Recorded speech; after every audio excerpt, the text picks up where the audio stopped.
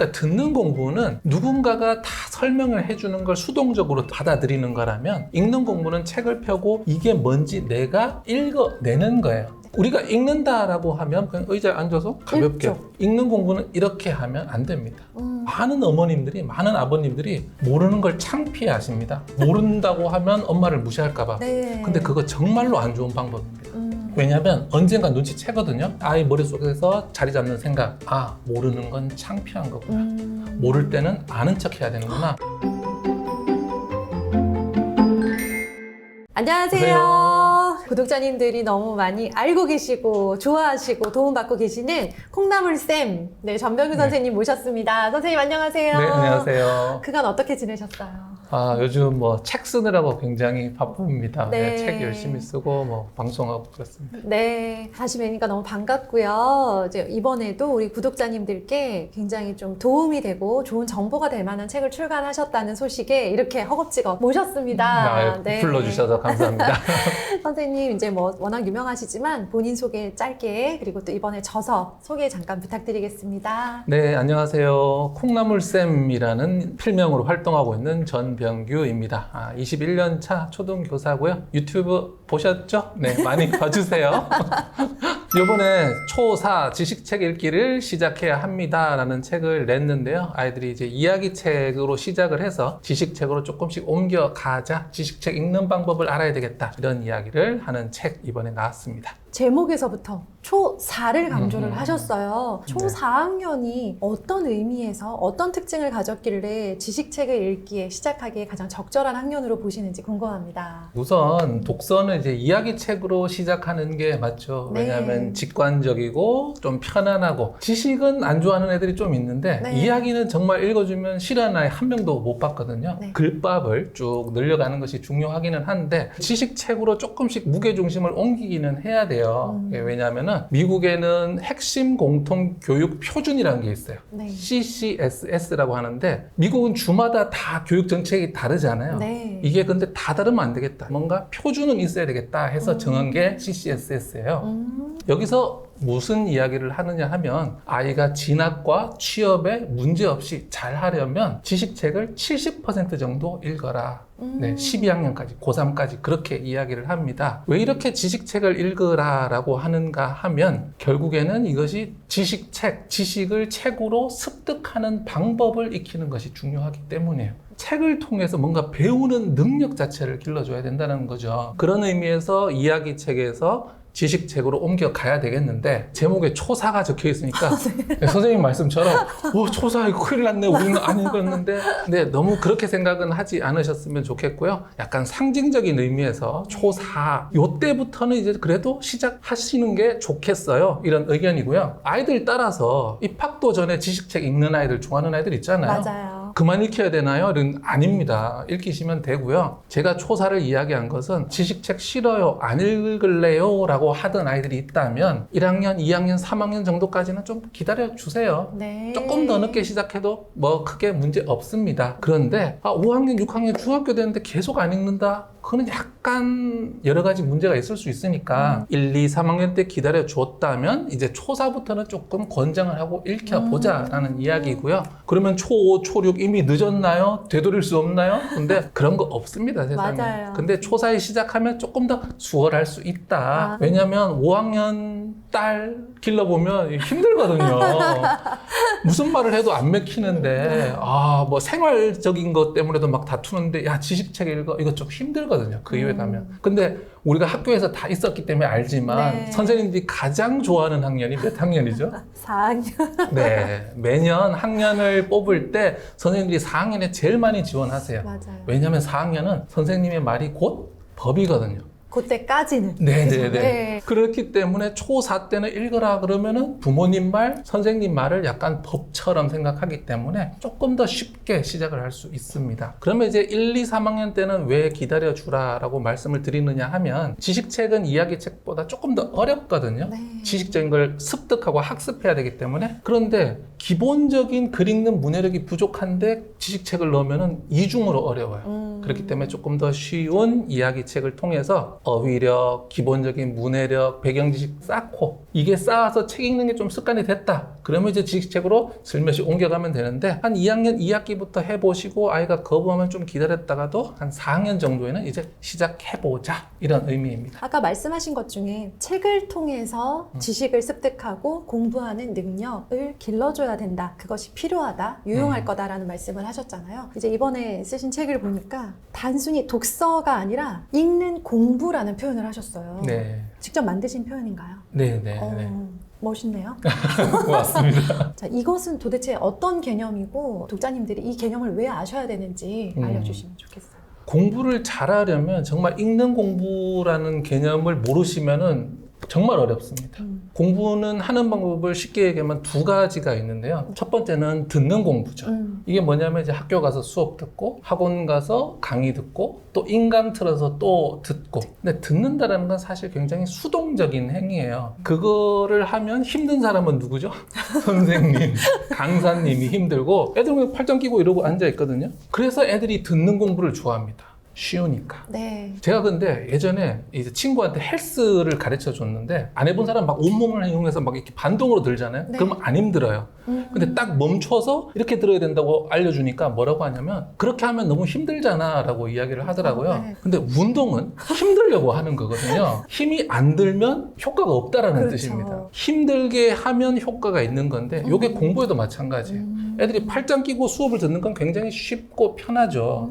그런데 이게 배운 것 같은데 다 빠져나가거든요. 우리가 음식을 먹었을 때도 소화를 해야 나의 근육이 되는 거지 이거 다 설사하면 사라지잖아요. 애들의 현재 공부가 이 소화 불량, 설사하는 공부다. 왜냐하면 많이 듣고 막 쑤셔 넣는데 소화가 안 되니까 다 그냥 빠져나가는 거죠. 이렇게 남는 게 없는 아이들에게는요. 남기려면 읽는 공부가 답이거든요. 읽는 공부라는 것은 뭐 교과서, 지식책, 쓴 노트, 문제집도 뭐 포함할 수 있겠고요. 스스로 책을 놓고 이 책을 읽어내는 공부인 거죠. 그러니까 듣는 공부는 누군가가 다 설명을 해주는 걸 수동적으로 받아들이는 거라면 읽는 공부는 책을 펴고 이게 뭔지 내가 읽어내는 거예요. 읽는다는 표현을 이제 읽어낸다라고 바꿨는데 네. 이게 포인트예요. 우리가 읽는다라고 하면 보통 어떤 것을 생각하냐면 그냥 의자에 앉아서 가볍게 읽죠. 네. 그냥 눈으로 이렇게 하는데 읽는 공부는 이렇게 하면 안 됩니다.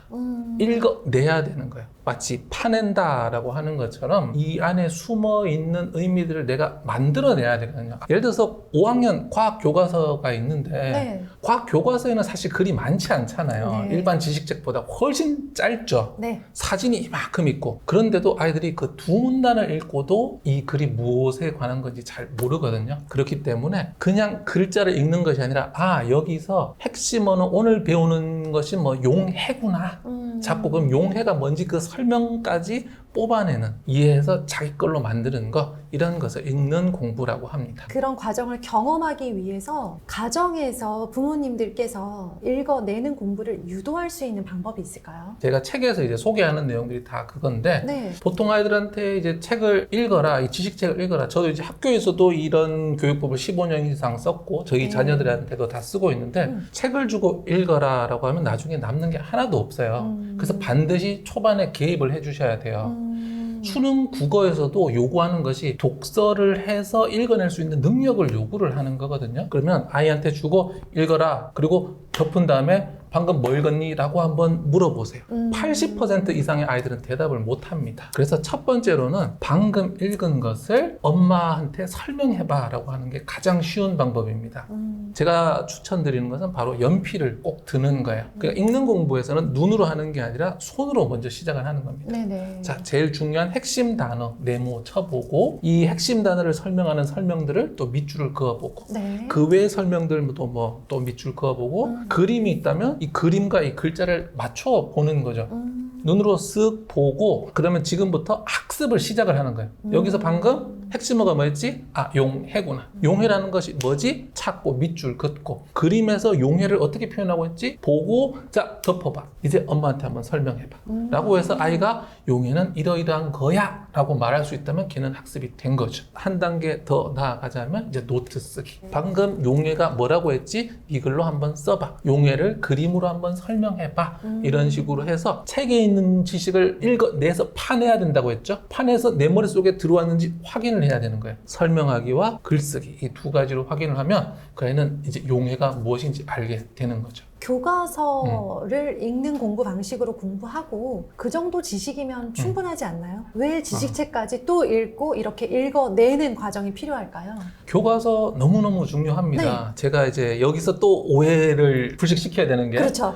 교과서 중요하지 않다고 얘기하는 건 절대로 아닙니다. 꼭 교과서는 당연히 중요하죠. 예. 너무 중요한데 네. 제가 드리는 말씀은 교과서가 전부 다라고 생각을 하지 않으셨으면 좋겠어요.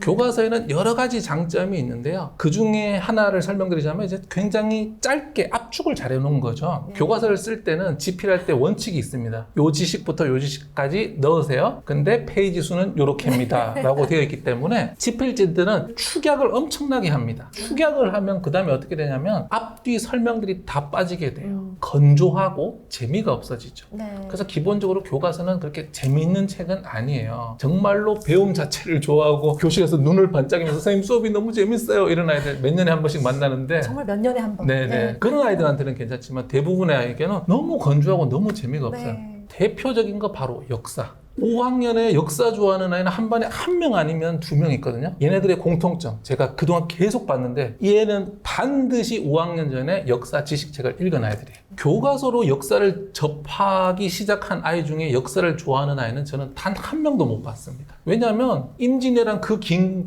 구간을 3문단에서 4문단으로 끝내버리거든요. 중요 사건들을 사건만 나열해요. 재미가 있을 수가 없고 아이들이 풍부한 이해가 없어요.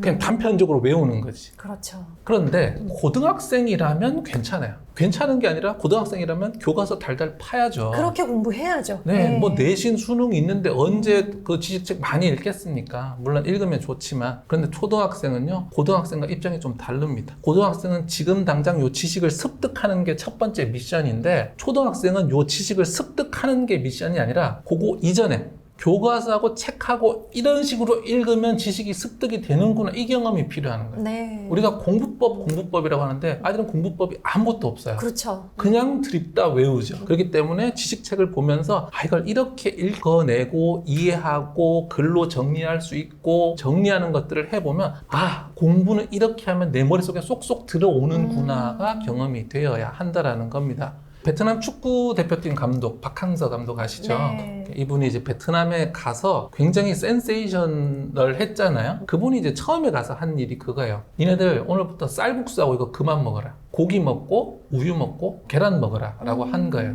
왜냐하면 분석을 해보니까 베트남 선수들이 탄수화물 위주의 식단을 하다 보니까 근육이 너무 적고 근육이 적다 보니까 시합 후반에 체력이 떨어지는 거예요. 그래서 뒤에 항상 지는 거예요. 그래서 가자마자 계속 단백질을 먹인 거예요. 네. 그러니까 이 선수들이 근육이 좋아지니까 체력이 되고 그러니까 90분을 뛸 수 있게 된 거예요. 그래서 성적이 이제 올라갔거든요. 시합 직전에는 다시 탄수화물만 먹여요. 왜냐하면 이 근육 안에 탄수화물을 집어넣는 과정인 거죠. 평소에 단백질을 먹어서 근육을 채워놓고 네. 시합 직전에 한 일주일부터는 탄수화물을 미친 듯이 먹어서 여기 몸 안에 그 에너지를 다 집어넣는 거예요. 이게 마치 저는 공부라고 생각을 합니다. 초등 시절은 지금 탄수화물 먹어가지고 혈당을 높일 시기가 아니고요. 근육을 키워서 공부의 기초, 제가 공부 역량이라고 하는데 네. 그런 것들을 쌓아주고 중학교, 고등학교 가면서 이제 진짜 시합이다 네. 라고 할 때는 그 단기간 동안 막 탄수화물 그 지식들 막 섭취를 해서 결과물을 내야 되는 거죠. 그런데 고등학생들이 이렇게 하니까 초등학생도 이렇게 하면 되겠지라고 한다면 공부 체력도 떨어지고 공부 당뇨병이라고 저는 얘기해요. 이게 탄수화물 너무 많이 먹으면 나중에 이게 소화를 못 하잖아요. 인슐린이 분비가 안 되고 포기하잖아요. 마치 공부를 하는 아이들이 너무 어릴 때부터 공부 능력도 안 기른 상태에서 많이 외우면 힘들거든요. 그러면서 공부를 포기하는. 그래서 저는 이거 공부 당뇨병 온다 이렇게 이야기를 합니다. 지식책이라고 하면요. 그 범위가 어마어마하잖아요. 뭐부터 시작해서 어떤 로드맵으로 가면 좋을까요? 저는 이제 지식책에서 이 책이라는 글자에 너무 매이지 않으셨으면 좋겠어요. 네. 어떤 매체, 어떤 방식으로 지식이 오더라도 그걸 내 방식으로 만들 수 있어야 한다는 거죠. 그래서 지식 책으로 시작한다기보다 처음에는 생활에서 여러 가지 좀 체험을 해봤으면 좋겠어요. 제가 이제 아이들에게 좀 지식책으로 넘어가야 되겠다 이렇게 생각을 하면서 썼던 방법들이 집이나 어디서나 항상 뭔가 지식적인 것을 발견해서 이야기를 나누는데, 예를 들어서 요즘에 이제 인터넷으로 쓱 배송해서 먹거든요. 예. 브랜드 얘기한 건 아니고 그냥 쓱 오더라고요. PPL인가요? 아닙니다. PPL 주시면 고마울 텐데.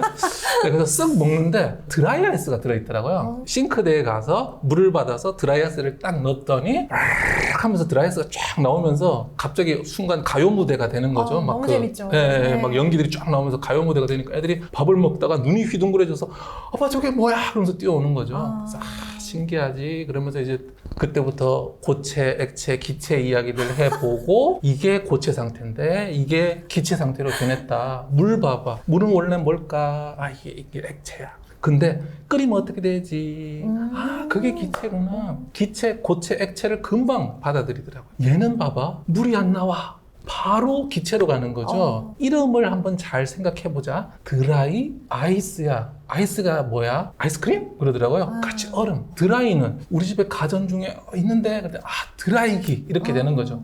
마른 얼음이다. 물이 안 나온다. 이렇게 하고 유튜브에서 또 영상도 찾아보고 하니까 아이가 우리 주변에 모두 지식이 있구나. 그리고 이것들이 유튜브에서도 보면 재밌고 또 과학책을 가져다 주니까 보면서 이게 책이 뭐 나와 상관없는 게 아니라 주변에 다 있구나. 맞아요. 이런 식으로 하면서 지식이 참 재밌네. 라는 식으로 시작을 하고요. 그 다음에 이제 지식 그림책. 그림책 읽어주실 때 다양한 지식 그림책들 있거든요. 그런 것들 읽어주시면서 또 지식에 대해서 막 질문하고 대화하고 얘기도 해보세요. 그 다음에 이제 지식책으로 짧은 글 지식책이 있어요. 네. 한 문단 정도 되는 그런 글로 된 지식책들 많거든요. 네. 그러니까 그런 걸로 시작을 해보시고 아이가 잘 읽으면 이제 그 다음에 두세 페이지짜리로 딱 넘어가면 이 스텝 바이 스텝으로 딱 올라가실 수 있습니다. 제가 이렇게 설명을 잘하면 애들이 아빠는 어떻게 그걸 다 알아? 라고 얘기하거든요. 맞아요. 그럼 제가 꼭 얘기하는 거, 아빠는 책을 많이 봐서 알아. 책 많이 보면 알 수 있어 라고 얘기해 주는 거예요. 왜냐면 아빠는 뭔가 몰래 잘 알고 스페셜하고 나는 그런 거 모르고 이렇게 생각해 버리면 안 되고, 아빠도 원래 몰랐구나. 책을 보니까 아는구나를 제가 2년 3년간 거의 주입을 했어요. 네. 책을 봐서 아는 거다. 아빠가 어떻게 뭐 신이야? 태어날 때부터 어떻게 알겠어? 그러거든요. 그러면 어머님들, 아버님이 잘 모르시면 우리 함께 찾아보자 하고 보는 거, 그게 정말 좋은 교육이에요. 맞아요. 와, 어른도 살면서 모르는 게 있구나. 찾아보는구나. 근데 많은 어머님들이, 많은 아버님들이 모르는 걸 창피해 하십니다. 숨기려고 하세요. 네. 그래서 아이가 물어봤을 때, 그런 걸 얘기해 하면서 좀 이야기를 돌려서 빠져나가는 부모님 계시거든요. 모른다고 하면 엄마를 무시할까봐. 네. 근데 그거 정말로 안 좋은 방법입니다. 왜냐면 언젠가 눈치채거든요. 엄마가 몰라서 저런다는 거. 걸리죠, 우리는. 네네. 네. 그 다음에 아이 머릿속에서 자리 잡는 생각. 모르는 건 창피한 거구나. 모를 때는 아는 척 해야 되는구나. 그게 바로 교실에서 모르는데도 모른다고 이야기하지 않고 맞아요. 이렇게 숨기고 넘어가고 아는 척 하려는 아이들의 그런 뒷모습입니다. 이번에 지식책 쓰시면서 어떤 부모님들을 생각하면서 쓰셨는지 궁금해요. 교육 전문가로서 정보를 드려야 되겠다라는 결심이 있으셨으니까 쓰셨을 것 같은데요. 그런 부모님들께 당부처럼, 그리고 마지막으로 한 말씀 해주실 것들이 있으실 것 같아요. 듣는 공부와 읽는 공부의 차이를 잘 모르셨던 분들, 그냥 네. 학원 많이 보내놓으면 된다 이렇게 생각하시는 분들께 아이 혼자 하는 시간이 결국에는 점을 찍는, 점수가 나오는 결정판이다. 그러기 위해서는 스스로 읽어야 된다, 이런 말씀을 드리는 거고요. 그 다음에 이제 제가 꼭 드리고 싶은 말씀이, 교육을 좀 넓고 길게 보자라는 말씀을 드리고 싶어요. 제가 필명을 콩나물쌤으로 쓰는 이유도 그거죠. 콩나물한테 물을 주면 물이 다 빠져나가는 것 같은데 잘 자라거든요. 근데 이제 마음이 급한 부모님은 이 콩나물을 물에다 담궈놔요. 그러면 물을 많이 먹겠지 그러는데 3, 4일 지나면 콩나물 뿌리가 다 썩어 있습니다. 대한민국 교육은 약간 그런 것 같아요. 하나라도 더 넣어주려고. 그게 정말 우리 엄마의 마음인 건 아는데 정말 좋은 마음에서 시작했지만 나쁜 방법이다. 아이를 물속에 팍 빠뜨려 넣어가지고 그 공부 당뇨병, 뿌리가 썩는. 네. 그게 아니라 지나가야 되는 것들은 지나가고 조금 더 크게 키워줘야 되는데, 네. 고등학교의 방식을 빨리 끌고 와서 1년만 더 빨리 하면 더 나아갈 거다라는 그런 착각에서 빨리 벗어나셨으면 좋겠어요. 그게 아니라 그릇을 크게 키우는 아이가 이기는 거거든요. 지식책을 읽히실 때 꼭 네. 제가 강조드리고 싶은 것 있는데요. 바로 지식책에 들어있는 그 지식 하나하나에 너무 집착하지 마시라는 겁니다. 그거 지식 하나 놓쳐도 별 문제는 아니에요. 지식책 또 있고요. 5학년 있고 6학년 있고 중학교 있고 고등학교 계속 있어요. 맞아요. 그걸 넘어서 대학생도 있고 평생 우리는 공부해야 되잖아요. 그렇기 때문에 이 지식 하나 안다 모른다는 조금 잊어버리시고 이 아이가 이 지식책을 읽으면서 빨아들이고 있는가? 빨아들이는 방법이 늘어나고 있는가? 저번에는 개념 자체를 못 찾더니 그래도 찾기는 했네.